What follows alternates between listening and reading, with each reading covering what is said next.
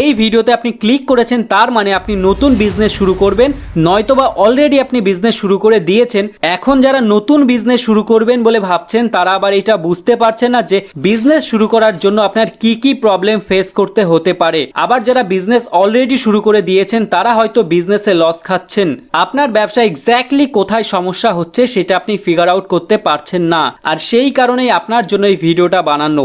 এই ভিডিওতে আপনাদের আমি কয়েকটা পয়েন্টসের মাধ্যমে সমস্ত বিষয় ক্লিয়ার করার চেষ্টা করব, আর এই পয়েন্টসগুলো আমি শেয়ার করছি how to grow with a small business by Donald মিলারের এই বই থেকে। তো সবার প্রথম একটি বিজনেস শুরু করার জন্য যেটা লাগবে সেটা হচ্ছে ক্লিয়ার ভিশন এন্ড স্ট্র্যাটেজি। মানে আপনার বিজনেসটি আসলে কোন জায়গা থেকে আপনি শুরু করতে চাচ্ছেন এবং আগামীতে কোন জায়গায় আপনি নিয়ে যেতে চান এবং সেটি কতদিনের মধ্যে নিয়ে যেতে চান, এই বিষয়গুলোকে একত্রিত করে একটি প্ল্যান আপনার কাছে থাকতে হবেই। আর এই প্ল্যানটি অ্যাচিভ করার জন্য আপনার স্ট্র্যাটেজিটা কি হবে সেটা আগে থেকে আপনার ক্লিয়ার থাকতে হবে। কিন্তু জেনারেলি আমরা যেটা করি তা হলো আমরা নতুন একটা বিজনেস শুরু করার জন্য সব সময় কোনো প্ল্যান বা স্ট্র্যাটেজি কোনো কিছুই মেইনটেইন করি না, যা অনেকটা অন্ধকারে ঢিল ছুঁড়ে মারার মতো।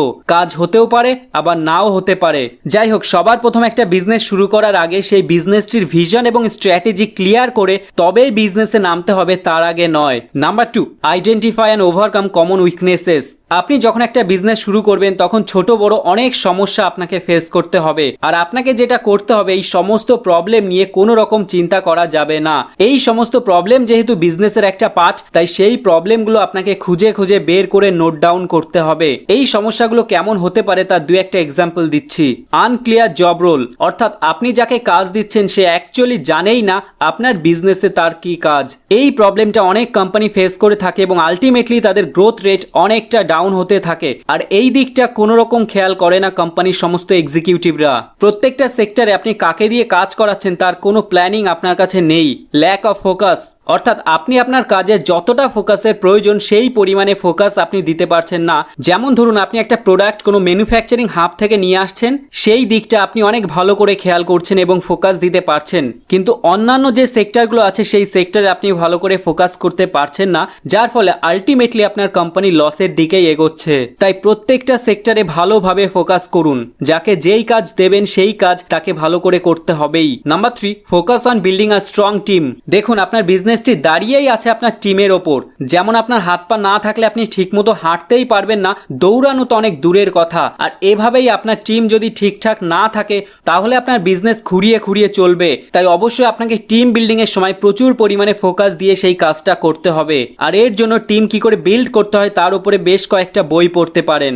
Number 4, develop effective marketing and branding strategy.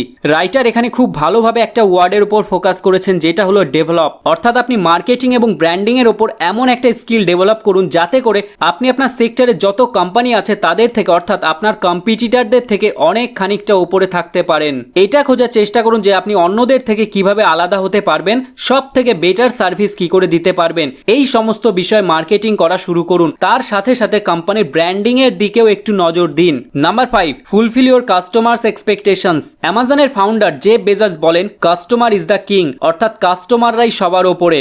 আপনি কোনো একটি প্রোডাক্ট বানালেন এবং সেই প্রোডাক্টটি কোনো একটি কাস্টমার অর্ডার করলেন, আপনি ডেলিভারিও করলেন, কাস্টমার সেই প্রোডাক্ট ইউজ করছে এবং কিভাবে সেটা ইউজ করলে পুরো ভালোভাবে তার বেনিফিট পাওয়া যায় এ বিষয়ে কাস্টমারের কমপ্লিট কোনো নলেজ নেই, যেই কারণে আপনাদের দেওয়া কাস্টমার কেয়ার নাম্বারে কন্ট্যাক্ট করতে থাকে কিন্তু কোনোভাবেই সে ঠিকঠাক উত্তর পাচ্ছিল না। তার কারণ আপনার কাস্টমার কেয়ারে বসে থাকা লোকজন তার সাথে মিসবিহেভ করছিল। এখান থেকেই আপনার বিজনেসের ডাউনফল শুরু হওয়া কনফার্মড, কারণ এখানে আপনি কাস্টমার সার্ভিস দিতে ব্যর্থ, আর এই কাস্টমার কেয়ারের এমপ্লয়িরা মিসবিহেভ করছে তার কারণ তারা তাদের রোলটা ঠিকঠাক করে ফুলফিল করতে পারছে না, যেটা আগের পয়েন্টেও বলা আছে। Number 6, implement systems and processes. আপনি এত অবধি যে বিজনেসটা শুরু করে দিয়েছেন সেটা একটা প্রসেস এবং সিস্টেমের মধ্যে দিয়ে চালাতে হবে, না হলে আপনার বিজনেসটা একদম হজবরলা টাইপ হয়ে যাবে, যার কোনো আগা মাথা কিছুই থাকবে না, কোনো নির্দিষ্ট লক্ষ্যও থাকবে না। সমুদ্রের মাঝে থাকা লক্ষ্যহীন একটি জাহাজের মতোই ঘুরতে থাকবে, কোনো একটি নির্দিষ্ট গোল কমপ্লিট করতে পারবে না। আপনার এমপ্লয়ি থেকে শুরু করে সমস্ত টিম ম্যানেজমেন্ট এক্সিকিউটিভদের একটা রুলসের মধ্যে থাকতে হবে, যাতে করে তারা সমস্ত কাজ একটা সিস্টেমের মধ্যে থেকে করতে পারে। যখন আপনার কোম্পানিতে এই সমস্ত স্টেপগুলো ইউজ করা হবে তখন আপনি নিজেই বুঝতে পারবেন যে আপনার কোম্পানিটা গ্রোথের দিকে এগোচ্ছে। সো আজকে এই পর্যন্তই ছিল ভিডিওটা। থ্যাংক ইউ সো মাচ পুরো ভিডিওটা দেখার জন্য।